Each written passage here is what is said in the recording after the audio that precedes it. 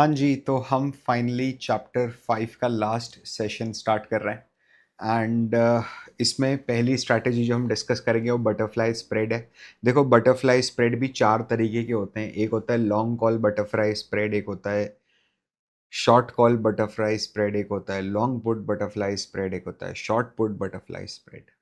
आप लोगों के सिलेबस में वो है नहीं कुछ भी, समझ रहे हो? बटरफ्लाई स्प्रेड जो होता है, it's a multi leg strategy. हमने अभी तक जितनी भी स्ट्रैटेजीज डिस्कस करी हैं उसमें दो लेग्स हुआ करते थे। कॉलर एक ऐसी स्ट्रैटेजी आई जिसमें तीन लेग हुए।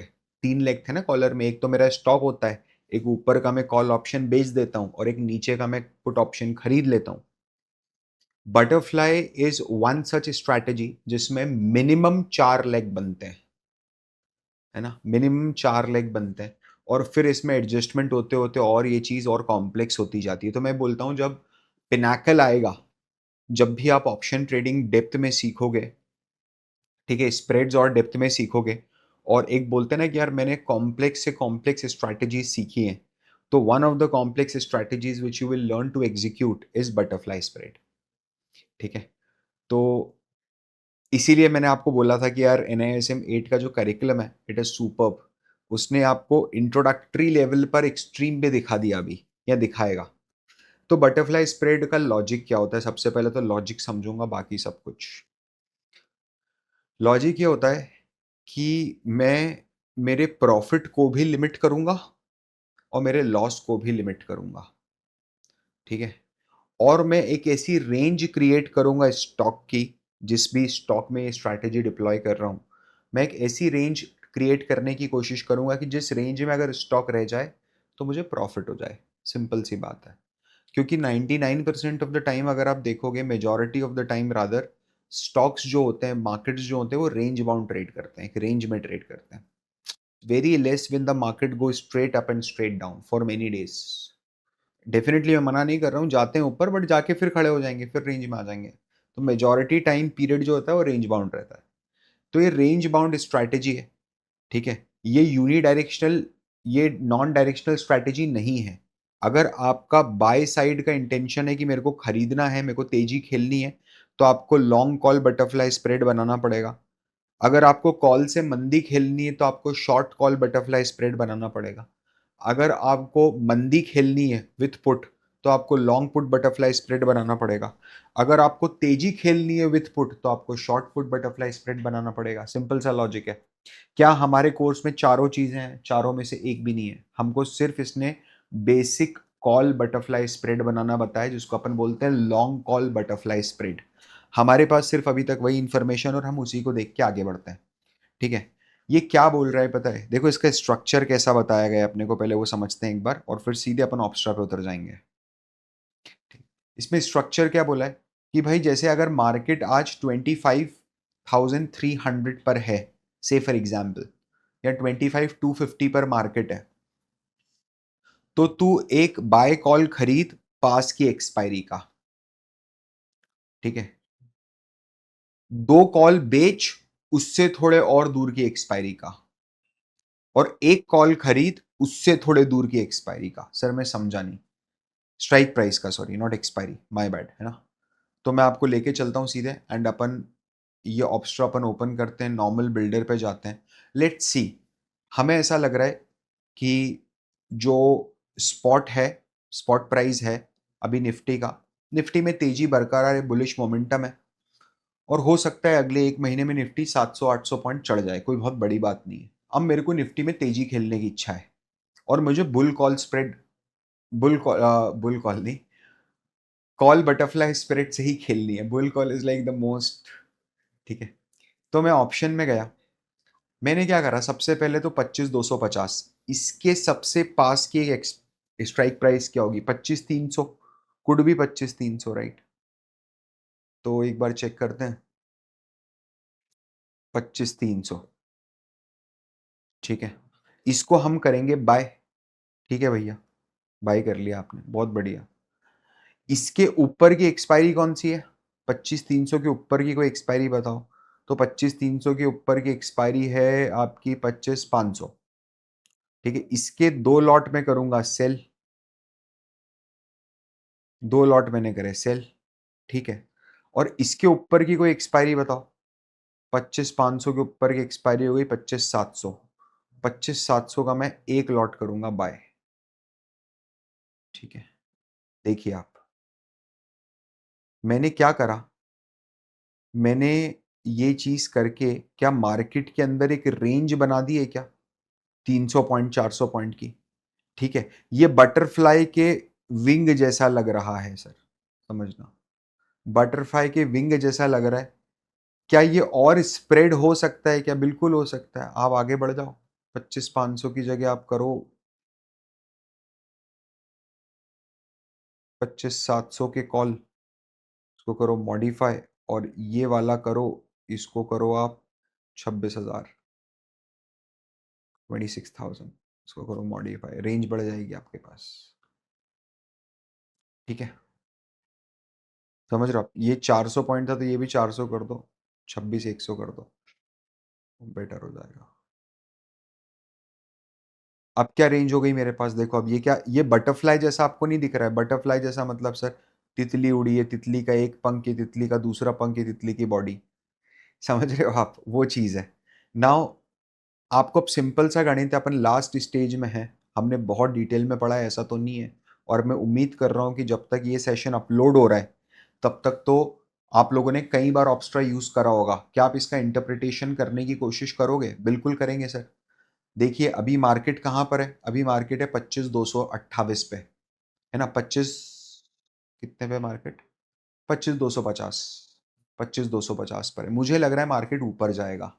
कितना ऊपर जाएगा मार्केट, सर मेरे को ऐसा लगता है कि मार्केट 26,000 टच कर जाएगा इस बार, 800 पॉइंट ऊपर चला जाएगा मार्केट, ठीक है। तो हमें बढ़ती तेजी खेलनी है। देखो अगर मार्केट बढ़ते बढ़ते बढ़ते बढ़ते बढ़ते बढ़ते बढ़ते बढ़ते ये पॉइंट पे आया 25,715 rupees, right? So I will earn the maximum profit. How much profit will I earn? I will earn 7,600, which is 29% of my capital, right? But अगर ये मार्केट यहीं रह गया, पीछे चला गया, बढ़ते बढ़ते बहुत आगे चला गया, क्योंकि रेंज में रहना है ना मार्केट को, कितना भी कुछ भी इस तरह का अगर नुकसान हो गया ना, तो पता है मैं कितना पैसा गवाऊंगा, मैं गवाऊंगा सिर्फ 22,331, सिर्फ 2300 रुपया। This is so fortunate. Sir क्या मैं एक बार करके देखो, अब आप करके देखो एक बार, आप सोचो कि मार्केट जो है वो 25,800 पे एक्सपायर हुआ है। अगर 25,800 पे मार्केट एक्सपायर हुआ है तो इन तीनों का क्या क्या पे ऑफ बनेगा आपको समझना चाहिए। वो करो आप तो आपको एग्जैक्ट प्रॉफिट मिलेगा। Are you getting my point, आपको समझ में आ रही है ये चीज, ठीक है। अब एक बार नोट्स में आते हैं। पर्पस क्या है इसका भैया, इसका बहुत बेसिक इंट्रोडक्शन है इसलिए मैं ज्यादा डेप्थ में नहीं जा रहा हूं, ठीक है। पर्पस है कि डाउनसाइड को, रिस्क को लिमिट करना है।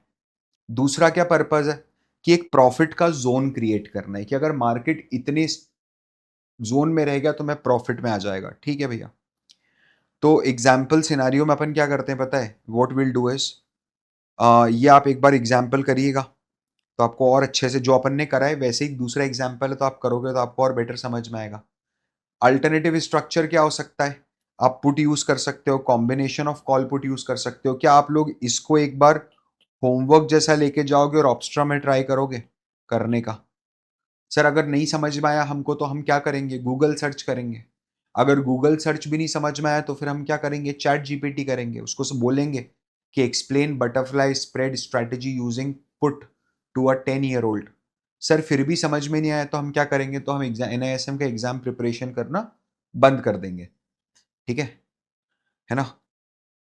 Butterfly spread is a limited profit and a limited loss strategy. Profit भी लिमिटेड है, लॉस भी लिमिटेड है। प्रॉफिट हुआ तो 7,600 का, लॉस हुआ तो 2,300 का, ठीक है। It provides a balance approach, एक बैलेंस्ड अप्रोच देता है कि भाई मेरा रिस्क भी कंट्रोल्ड में है, मेरा रिवॉर्ड भी कंट्रोल में है, ठीक है। This strategy is aim for the traders expecting lower volatility in the stock. ये स्ट्रैटेजी उन ट्रेडर्स के लिए ज्यादा एप्लीकेबल है जिन्हें ऐसा लगता है कि मार्केट में कोई बहुत तेजी से मूवमेंट नहीं आएगा।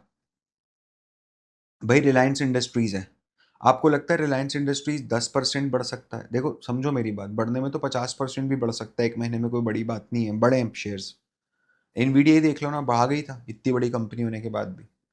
बट रिलायंस इंडस्ट्रीज का size is 20 lakh crore rupees यार, 20 लाख करोड़ रुपए की कंपनी है। आप बोल रहे हो एक महीने में अगर 10% स्टॉक भाग गया तो 2 लाख करोड़ रुपए का एडिशन हो गया। मतलब अंबानी जी तो लाख करोड़ रुपए से अमीर हो गए, 1 लाख 55% शेयर होल्डिंग है ना उनके पास, तो 1 लाख 10 हजार करोड़ रुपए से तो अंबानी जी तर गए। मार्केट में कहाँ से आएगा वो 2 लाख करोड़ रुपए? कैसा हलवा बट रहा है? क्या आपको ऐसा लगता है कि मंदिर के बाहर जो हलवा बटता है भंडारे में, वैसा कुछ हो रहा है मार्केट के अंदर कि आओ और खजाना लूट के लेके जाओ? 2 लाख करोड़ रुपए लगाएगा कौन रिलायंस के अंदर ब्रो? जो अप्रिसिएशन आएगा उस अप्रिसिएशन को बियर कौन करेगा? किसी को तो बियर करना पड़ेगा ना लॉस को। कौन बियर करेगा? मार्केट में वो पैसा, अगर वेल्थ मार्केट में क्रिएट होती है तो कहीं से डाली जाती है, तभी तो क्रिएट होती है, कोई नया पैसा लेके आता है ना, तभी तो वो ऊंचे दाम पे खरीदता है। जो जिसके पास है वो तो फिर है ही, वैसी चीज है। ठीक है। तो अगर मुझे ऐसा लगता है कि मेरे स्टॉक में वोलेटिलिटी नहीं है, तब मैं बटरफ्लाई स्प्रेड यूज करूंगा। क्यों ऐसा? ताकि अगर वोलेटिलिटी नहीं है तो मुझे पता है कि ये एक लिमिटेड स्टॉक है, एक लिमिटेड रेंज के अंदर है। ठीक है। चलिए, अब थोड़ा सा देखिए आपको क्या बताने की कोशिश करी जा रही है। बटरफ्लाई स्प्रेड खत्म हो चुका है। इनफैक्ट सभी तरह के स्प्रेड खत्म हो चुके हैं। अब एक छोटा सा इनोसेंट सा टॉपिक है। उस टॉपिक का नाम है हेजिंग विथ ऑप्शंस। ठीक है। पता नहीं ये टॉपिक इन्होंने लास्ट में क्यों डाला और क्या बताने की कोशिश कर रहे हैं। लेट्स सी, पढ़ लेते हैं एक बार, शायद फिर आपको जीवन में कभी वापस इस पेज को पढ़ने की जरूरत ना पड़े, होपफुली।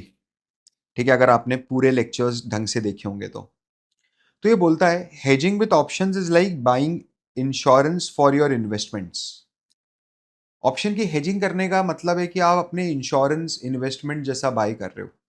ठीक है। एक इंश्योरेंस बाय कर रहे हो अपने इन्वेस्टमेंट के लिए। It help you to protect against unexpected changes in stock price. तो हमने तो हमेशा जब ऑप्शन को समझा है, तब हमने तो इंश्योरेंस पॉलिसी जैसे ही समझा है। यस। ठीक है। की पॉइंट्स क्या होते हैं? Purpose of options in hedging. Call option का क्या पर्पज है, वो पर्पज समझा रहा है आपको कि कॉल ऑप्शन जो है वो आपको प्रोटेक्शन देता है अगेंस्ट अनएक्सपेक्टेड प्राइस इंक्रीज। मतलब यार देखो, सिंपल सी बात है, आपको शुगर खरीदनी है एक महीने के बाद, है ना?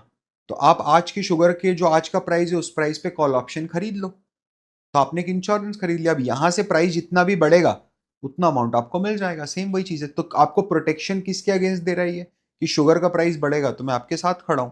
पुट ऑप्शन, अगर आपने खरीदा है तो आपने एक पॉलिसी खरीदी है अगेंस्ट व्हाट, कि अगर प्राइस नीचे जाता है तो मैं बच का डिफरेंस पे करूंगा। ठीक है। How the call option work, you plan to buy a stock in future but worry that price may go up.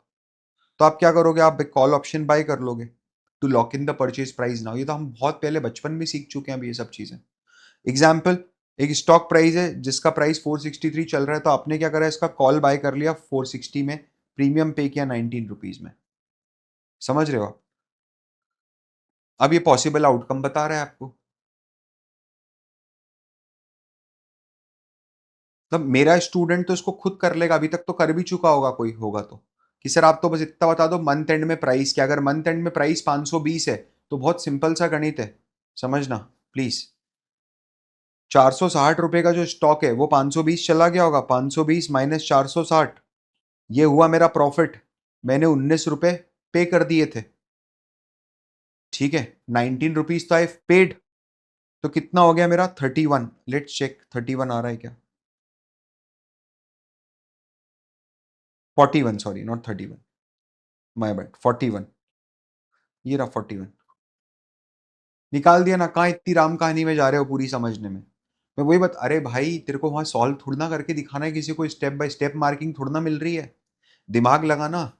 मैं देखता हूँ बच्चे जो सीएफए में हैं, सीएफ बच चुके हैं, मेरे दोस्त हैं जो सीए हैं दूसरे। ठीक है। they still struggle to understand options. Why they still struggle to understand options? Because they are always going कि मेरे को क्वेश्चन सॉल्व, अरे क्वेश्चन सॉल्व करना बहुत दूर की बात है। तू तो, तेरी हार जीत देखना कितनी हो रही है। तू समझ, तूने पैसा डाल दिया तो क्या होगा अगर प्राइस 520 हो गया? सिमिलरली क्या होगा अगर प्राइस 430 हो गया? समझना। तो प्राइस अगर 430 हो गया तो क्या होगा? तेरी जो 450 रुपए वाली कॉल ऑप्शन है, 460 वाली कॉल ऑप्शन है जो 19 रुपए में खरीदी थी, वो 19 रुपए का नुकसान हो जाएगा, दैट्स इट, वो जीरो हो जाएगी। How the put option work, put option बिल्कुल इसका उल्टा काम करता है। जैसे ये काम किया है, पुट ऑप्शन बिल्कुल इसका उल्टा काम करेगा। ठीक है, प्लीज अंडरस्टैंड। एक पुट क्या होता है? हेज करता है पोजीशन को, इन्वेस्टर के पोर्टफोलियो को from falling prices while allowing the profits if it rise. It's like buying insurance for your investment. ठीक है, जब एक इन्वेस्टर जो होता है वो स्टॉक होल्ड करता है लॉन्ग में, और उसको ये डर है कि यार अगर स्टॉक प्राइस गिर गया तो मेरा नुकसान हो जाएगा, या वो गिरे हुए स्टॉक प्राइस से पैसा बनाना चाहता है, समझना, गिरे हुए स्टॉक प्राइस से पैसा बनाना चाहता है, तो क्या वो ये स्ट्रैटेजी यूज कर सकता है? बिल्कुल कर सकता है। देखो मैं आपको एक बेसिक स्ट्रैटेजी बताऊं, यूज करने के हिसाब से एक बेसिक स्ट्रैटेजी बताऊं जो यूज करते हैं। ठीक है, देखिए जी, मैंने क्या करा है पता है? मैंने निफ्टी की ऑप्शन चेन खोली है। हम एक स्ट्रैटेजी देखने की कोशिश कर रहे हैं, आप लोग कोई भी इसको एग्जीक्यूट नहीं करेंगे सर। ठीक है, आप लोगों में से कोई भी इस स्ट्रैटेजी को बिल्कुल भी एग्जीक्यूट नहीं करेगा। हम लोग सिर्फ ट्राई करेंगे, समझने की कोशिश करेंगे कि क्या हो रहा है। ठीक है, इस स्ट्रैटेजी के अंदर जैसे मैं काम करता हूँ, मैं ये मैंने ऑप्शन चेन ओपन करी निफ्टी की ना, निफ्टी है मेरे पास, मैं ये मान के चलता हूँ कि मैंने मान लीजिए आज के दिन निफ्टी में कितना इन्वेस्टमेंट किया है, निफ्टी 50 में आपने डे जीरो पे, डे जीरो मतलब आज के दिन आपने इन्वेस्ट किया है 10 लाख रुपीज, मान लीजिए ऐसा हो जाए। ठीक है, और ईयर एंड वैल्यू क्या होगी, इसको भी रख लेते हैं, ईयर एंड रिटर्न। ठीक है, तो पहला साल कब खत्म होगा अपना? 2024 में, दिसंबर 2024 में। ठीक है, दिसंबर 2024 में पहला साल खत्म होगा मेरा। ठीक है, फिर अगला साल कब खत्म होगा? 31 दिसंबर 2025, फिर उसके बाद 31 दिसंबर 2026। समझना, इधर 2 मिनट ध्यान से समझना। मान लो कि मेरी जो ईयर एंड की वैल्यू आती है यहां पर, वो यहां से अब कितने टाइम बचा है? 4 महीने का टाइम बचा है। ठीक है, निफ्टी मान लो 2% ऊपर बंद हो जाता है। ठीक है, तो 2% का आपका रिटर्न आया है ना, तो आपकी ईयर एंड वैल्यू क्या होगी? This plus 2%, sorry, equal to this into 1 + 2%, 10,20,000 रुपए। डन। अब आपको क्या करना है? आपको है ना एक प्रोटेक्टिव पुट लेना है। प्रोटेक्टिव पुट मतलब आपने क्या करा? By year and put. ठीक है, मान लीजिए ऐसा हो जाए कि निफ्टी यहां से 2% ऊपर है, 2% ऊपर है मतलब यही 25,250, 25,000 पे निफ्टी खड़ा है। ठीक है, मुझे डर है कि यार मार्केट कहीं गिर ना जाए अगले साल। अगले साल मतलब अब जनवरी 2025 में आ गए हो आप, है ना? ये जनवरी 2025 की वैल्यू है यहाँ पर, ये रहा 31 जनवरी, 1 जनवरी 2025 को आप खड़े हो। ये जो साल है 2024, 2025, 2026। ठीक है, तो 25 2025 की जनवरी में आप खड़े हो, अब आपको डर लग रहा है कि यार मार्केट कहीं नीचे ना गिर जाए। ठीक है, तो आपने क्या करा पता है? आपने शुरुआत में ही एक पुट खरीद लिया। मार्केट अभी 25,000 पर है, आपने एक पुट खरीद लिया कि यार मैं तो एक काम करता हूं, मैं 20,000 का पुट खरीद लेता हूं दिसंबर 2025 का। सर क्या दिसंबर 2025 का पुट मुझे मिलेगा क्या? बिल्कुल मिलेगा, ये रहा 24 दिसंबर 2025 का। अगर हम देखते हैं तो क्या मुझे 20,000 का पुट मिल रहा है क्या? बिल्कुल मिल रहा है। कितने में मिल रहा है मेरे को पता है? 160 रुपए में मिल रहा है, मात्र, मात्र 160 रुपए में मिल रहा है। प्लीज अंडरस्टैंड, समझना इधर। 160 रुपए का आपने ये पुट खरीद लिया, 160 रुपीज। मेरे को पता है कई लोगों को समझ में नहीं आएगा, जिनको समझ में ना आए वो एक बार फिर से रिवाइज करने की कोशिश करना है इसको। अब क्या होता है ना गुरु, अब मान लीजिए यहां से मार्केट टूटता है, 25,000 का मार्केट है और मार्केट यहाँ से 30% टूट जाता है, 30% टूट जाता है, तो मतलब आपकी इन्वेस्टमेंट की वैल्यू कितनी रह जाती है? 1 प्लस 7,14,000 रुपए आपके इन्वेस्टमेंट की वैल्यू रह जाती है ना? आपने आपने जो अभी खरीदा है, ये जो 30% का लॉस हुआ है आपका, इसके अगेंस्ट जैसे ही मार्केट 30% नीचे गिरेगा यहां से, मतलब मार्केट पहुंच जाएगा आपका 17,500 के आसपास, ठीक है? तो जैसे ही 17,500 पहुंच जाएगा, क्या ये 160 रुपए वाला जो पुट है, ये इसकी कीमत बढ़ के लिटरली 1700-1800 रुपए हो जाएगी? कैसे? फॉर एग्जाम्पल, सर आप ऐसे कैसे बोल रहे हो? हो जाएगी, हो जाएगी ब्रो। जो लोग ऑप्शन करते हैं वो समझ रहे हैं कि जो मैं बोलना चाह रहा हूं, ठीक है? नाउ प्लीज अंडरस्टैंड, हमारा जो ये पुट का गेन हो रहा है ना, ये जो हमारा पुट का गेन हो रहा है, this particular gain I would like, जैसे नीचे गिर गया मार्केट, तो ये जो 60 में खरीदा पुट था, जो इंश्योरेंस पॉलिसी थी, जो टिकट था, वो टिकट अब 1800 में बिक गया, तो मैंने बेच दिया। And what will I do पता है? ये जो गेन्स होंगे ना, इन गेन्स से मैं और क्वांटिटी ऑफ मेरा निफ्टी 50 खरीद लूंगा एट अ लोअर प्राइस, क्योंकि अभी तो गिरा हुआ है ना, 17.5 पे मिल रहा है ना, तो वहां पर मैंने और क्वांटिटी खरीद ली। इसीलिए जब वापस निफ्टी रिकवर करके अपने एक्चुअल लेवल पे आएगा, तो मेरा जो इन्वेस्टमेंट है वो 10 लाख रुपए से बहुत ज्यादा बढ़ चुका होगा। आई होप ये आपको समझ में, ये मेरी स्ट्रैटेजी नहीं है, ठीक है? This is a borrowed strategy. अगर आपको इसके बारे में और ज्यादा जानना है तो मैं आपको बता देता हूँ। एक वीडियो है, एक सर हैं, उन सर की स्ट्रैटेजी, अपन जबरदस्ती फोकट का क्रेडिट नहीं लेंगे भाई, जिसका जो है ना वही अच्छे से समझा पाता है। ये वाला, ये वीडियो आपको देखना है, ऑप्शन से लॉन्ग टर्म वेल्थ कैसे बनाए, profitable trading strategy with mister Govind Jhawar, ठीक है? अब ये मेरे को पता नहीं क्यों आ रहा है, क्या आ रहा है, बट एक बार ये आप देख लीजिए। It's a good video, it's a good watch, ठीक है? अगेन हमारा कोई एफिलिएशन नहीं है, बट विवेक जी बहुत अच्छा काम करते हैं। I just wanted to push. ये सर है, गोविंद झवर जी हैं, पता नहीं अभी कितना है, ठीक है, वॉट एवर इट इज, ठीक है? तो ये वीडियो आप देख लीजिएगा, उसमें उन्होंने ये स्ट्रैटेजी डिटेल में डिस्कस करी है। पुट खरीदने के क्या क्या पॉसिबल आउटकम्स है, क्या बताने की जरूरत है क्या आपको? कैसी बात कर रहे हो यार, ये सब तो अब सेल्फ स्टडी हो जाएगी आपकी, समझ रहे हो? इट इज नॉट समथिंग जो कोई बहुत ज्यादा किसी को बताना पड़े, ठीक है? फिर दूसरी चीज, आपको सिर्फ ये पढ़ना है कि आर्बिट्राज जो है, it's a practice of making risk free profit by price differences in different markets, अपन पढ़ चुके हैं ये, ठीक है? पुट कॉल पैरिटी, ये नाम याद रखना, put call parity is the principle use to identify arbitrage. Sir क्या मेरे को ये फॉर्मूला याद करने की जरूरत है? नको, डोंट वरी, ठीक है? बिल्कुल भी नहीं, ध्यान से, ये हमने दे दिया आपके एग्जाम्पल के लिए, एनआईएसएम में नहीं है ये चीज, ठीक है? डेल्टा हेजिंग क्या होती है sir? Delta is a measure that how much the price of an option changes when there is the price of underlying changes, कि जब अंडरलाइंग का प्राइस चेंज होता है तो ऑप्शन का प्राइस कितना चेंज होता है, वो होता है डेल्टा। ये अपन ने डिस्कस किया था ग्रीक्स में, ठीक है? वही चीज समझा रहा है आपको। ऑप्शन ओपन इंटरेस्ट क्या होता है, ये क्या मैंने डिस्कस नहीं किया आपके साथ? कैसी बात कर रहे हो, बिल्कुल डिस्कस किया, पूरा एक सेशन है अपना ऑप्शन ओपन इंटरेस्ट का।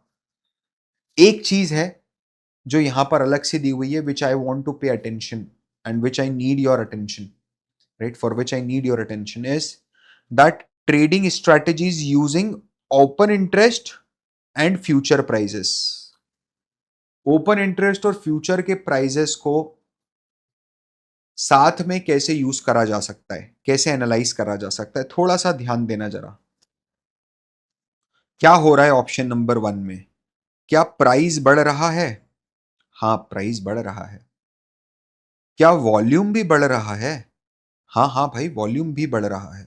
तो अगर प्राइस भी बढ़ रहा है, वॉल्यूम भी बढ़ रहा है, तो इसका मतलब यह है कि it's a bullish move, bulls buying कर रहे हैं, है ना? क्योंकि हर बढ़ती कीमत के साथ वॉल्यूम बढ़ता जा रहा है, ठीक है? दूसरी चीज, क्या भाई प्राइस बढ़ रहा है? हाँ, प्राइस बढ़ रहा है, बट क्या वॉल्यूम बढ़ रहा है? वॉल्यूम मतलब ओपन इंटरेस्ट, ओपन इंटरेस्ट मतलब कितने पोजीशंस ओपन है इस समय फ्यूचर्स के। तो अगर ओपन इंटरेस्ट बढ़ रहे हैं, इसका मतलब फ्यूचर का वॉल्यूम भी बढ़ रहा है ना, सेम बात है ना? क्या वॉल्यूम बढ़ रहा है? नहीं सर, वॉल्यूम डिक्रीज हो रहा है। ओ हो, प्राइस बढ़ रहा है और वॉल्यूम डिक्रीज हो रहा है। इसका मतलब ये है कि लोग, देखो वॉल्यूम डिक्रीज होने का क्या मतलब होता है कि लोग अपने सौदे बंद कर रहे हैं, लोग अपने सौदे बंद कर रहे हैं, लोग अपनी पोजीशन स्क्वायर ऑफ कर रहे हैं, ठीक है। और जब लोग अपनी पोजीशन स्क्वायर ऑफ कर रहे हैं उसके कारण प्राइस बढ़ रहा है, मतलब वो खरीद के अपनी पोजीशन स्क्वायर ऑफ कर रहे हैं क्या? हाँ। तो इसका मतलब क्या पहले उन्होंने कुछ बेचा था क्या? हाँ, प्लीज अंडरस्टैंड। तो इसको क्या बोलेंगे पता है? इसको अपन बोलेंगे शॉर्ट कवरिंग हो रही है मार्केट में। मार्केट ने जो शॉर्ट्स पहले करे थे, ठीक है, वो कवर कर रहा है मार्केट अब। Now future prices, future prices इसमें देखिए प्राइस बढ़ रहा है, ठीक है, एंड सॉरी उल्टा हो गया मेरा। क्या प्राइस बढ़ रहा है? नहीं सर, प्राइस तो गिर रहा है, नीचे गिर रहा है। क्या वॉल्यूम बढ़ रहा है? हाँ वॉल्यूम बढ़ रहा है। तो क्या हो रहा है पता है? बियरिश मूव, मार्केट में बिकवाली आई है भाई। वॉल्यूम बढ़ रहे हैं और प्राइस गिर रहा है, मतलब लोग धपाधप बेचे जा रहे हैं। देखो वॉल्यूम बढ़ने का मतलब है लोग नए फ्यूचर खरीद रहे हैं, मतलब नए फ्यूचर कॉन्ट्रैक्ट्स ऐड हो रहे हैं, इंटर कर रहे हैं फ्यूचर में। अगर ज्यादा लोग फ्यूचर में इंटर कर रहे हैं और प्राइस गिर रहा है, इसका मतलब लोग क्या बेच रहे होंगे इंटर करने के लिए, तो मार्केट बिक रहा है ना। किस एंटिसिपेशन में मार्केट बेचा जाता है कि नीचे मैं इसको खरीद लूंगा। Now please understand. फिर प्राइस गिर रहा है, ओके, वॉल्यूम भी गिर रहा है, ओहो हो, प्राइस भी गिर रहा है, वॉल्यूम भी गिर रहा है। इसका मतलब क्या हो रहा है? लोग, वॉल्यूम गिरने का मतलब है लोग सौदे से बाहर जा रहे हैं, पोजीशन स्क्वायर ऑफ कर रहे हैं। और प्राइस गिरने का मतलब है लोग बेच रहे हैं, तो लोग बेच के अपनी पोजीशंस काट रहे हैं। इसका मतलब लोगों ने पहले खरीदा होगा, अब वो बेच रहे हैं। तो इसको बोला जाता है मार्केट में लॉन्ग अनवाइंडिंग। ये हमने डिस्कस किया था, मुझे याद है, मैं एक बार फिर से बता देता हूं। पुट कॉल रेशो, आपका पुट डिवाइडेड बाय कॉल, इसको बोला जाता है पीसीआर। अगर आपका पुट कॉल रेशो एक से ज्यादा है, समझना, if your put call ratio is more than 1, इसका क्या मतलब है कि आपके कॉल्स कम हैं और आपका पुट ज्यादा है। There are more put than the calls, ठीक है। इसका मतलब यह है कि मार्केट गिरेगा नहीं। कारण क्या है? ज्यादा लोगों ने पुट पे सट्टा लगा रखा है, तो अब मार्केट गिर गया तो बुकी का तो नुकसान हो जाएगा। Very good. वैसे ही अगर put call ratio is less than 1, इसका मतलब यह है कि पुट कम है और कॉल ज्यादा है, more call than put options, ठीक है। तो अगर ये हो रहा है तो इसका मतलब ये है कि लोगों ने ज्यादा तेजी से सट्टा लगाया है कि प्राइस अगर ऊपर बढ़ेगा तो हम जीतेंगे, और बुकी प्राइस ऊपर बढ़ने नहीं देगा। तो अगर पीसीआर 1 से कम है तो it depicts that market is bearish, और अगर पीसीआर 1 से ज्यादा है तो it depicts that market is bullish. You need to understand. आप बेवकूफ होगे अगर आप इसको रट के जाओगे तो। Are you getting my point? समझिए, यही आपका चैप्टर नंबर 5 था। मैं यहाँ पर नीचे वर्कबुक दे दूंगा, लिंक में एमसीक्यूज दे दूंगा। प्लीज ट्राई करना कि आप अच्छे से इसको कंप्लीट करो। एंड मुझे पता है बहुत बड़ा चैप्टर है, but I feel that you will be able to knock it off, don't worry. आप लोग अगर ढंग से किए हो, लेक्चर भी देखे हो, तो ये बहुत अच्छे से आप एग्जाम में करके आओगे जाके, ठीक है। आप लोग मुझे बताइए कैसा लग रहा है आपको। अगर आपने अभी तक हमारे ज्वाइन बटन को या सब्सक्राइब बटन को क्लिक नहीं करा है तो प्लीज़ कर दीजिए। आप लाइक भी कर दीजिए, कमेंट भी कर दीजिए, सब कर दीजिए। मैं मिलता हूँ आपसे अगले सेशन में जहाँ पर हम चैप्टर नंबर 6 स्टार्ट करेंगे। तब तक के लिए this is Parth Verma signing of.